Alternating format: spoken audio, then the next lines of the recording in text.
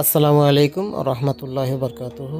বন্ধুরা কেমন আছেন? আশা করি আল্লাহ পাকের রহমতে ভালো আছেন। তো দেখতে পাইতেছেন যে একটা তুলা রাশির লোক, এই তুলা রাশির লোকের সামনে আমি বসিয়া এরা পানি দর্পণ করতেছি। পানি দর্পণ, এখানে পানি দর্পণ মানে অর্থাৎ কি, এই তুলা রাশি ব্যক্তির সামনে রাখিয়া কোরআনের একটা আয়াত দিয়ে এই জায়গার মধ্যে কি হয়েছে না হয়েছে, কার কি সমস্যা, সে কারো জাদু করছে, কারো তাবিজ পুঁতে রাখছে, কার বাড়ির সামনে তাবিজ পুঁতে রাখছে, কার জিনে ধরছে, কার ভূতে ধরছে, তার পেতে ধরছে, কার বাউকরা নিয়ে ধরছে, সমস্ত তথ্যগুলো এই তুলা রাশি ব্যক্তি এখান থেকে দেখে দেখে দেখে আমার একটা একটা করে বলে দিবে নিছে।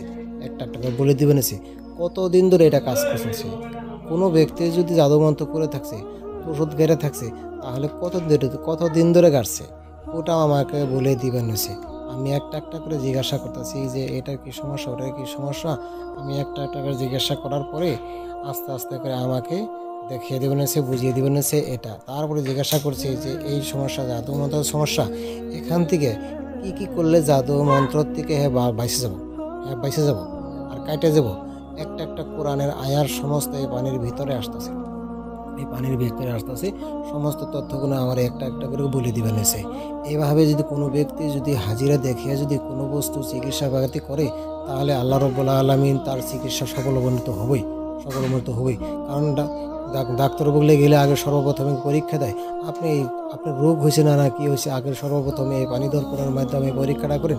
পরীক্ষা করার পরে কি হয়েছে না হয়েছে সেই হিসাবে আপনি কোরআনি ট্রিটমেন্ট দেন, দেখতে পাচ্ছেন রোগীটা সুস্থ হয়ে যাব, রোগী একেবারে সুস্থ হবে। তো আশা করি বুঝতে পারছেন। আসসালামু আলাইকুম রহমতুল্লাহ বরকাতুহু।